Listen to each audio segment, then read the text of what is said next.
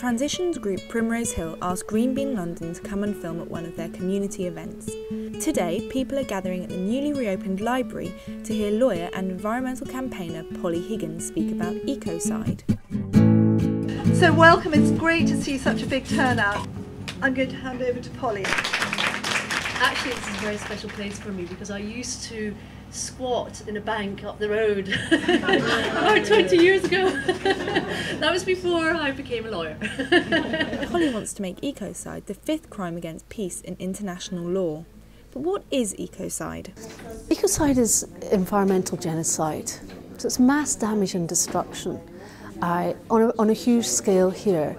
You know, the Athabasca tar sands, the Amazon. It's also when we have huge ecosystem collapse, for instance, when we have rising sea levels.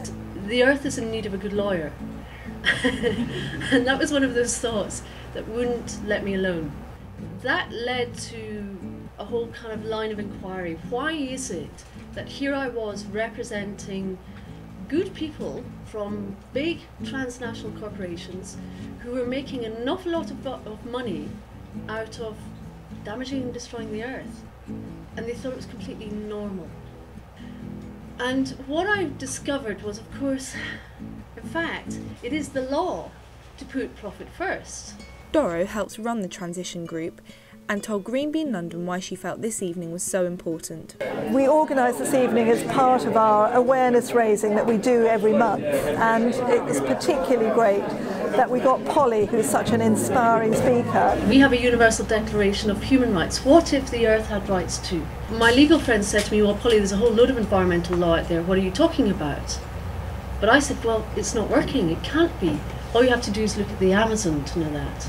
Polly explained to us how pesticides impact on food production. I want a world where, in fact, if you're going to have pesticides and chemicals used on food, that's what needs to be plastered all over the plastic bags that the carrots are in, that you have to jump through the hurdles to justify why you're using that. The Ecocide campaign is looking for supporters within the business world to help change attitudes from within and set up a new, greener economy.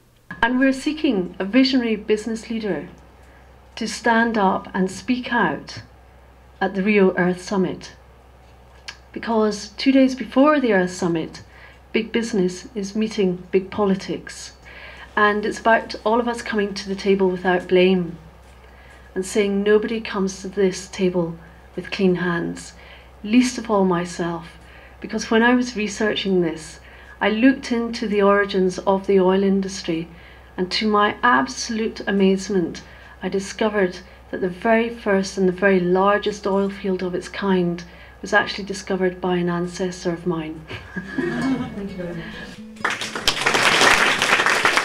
We also like to try and inspire people to see how they can connect with what's going on at a global level, and that's exactly what Polly has done. Polly's parting words were for the average supermarket shopper. Never underestimate the power of the consumer.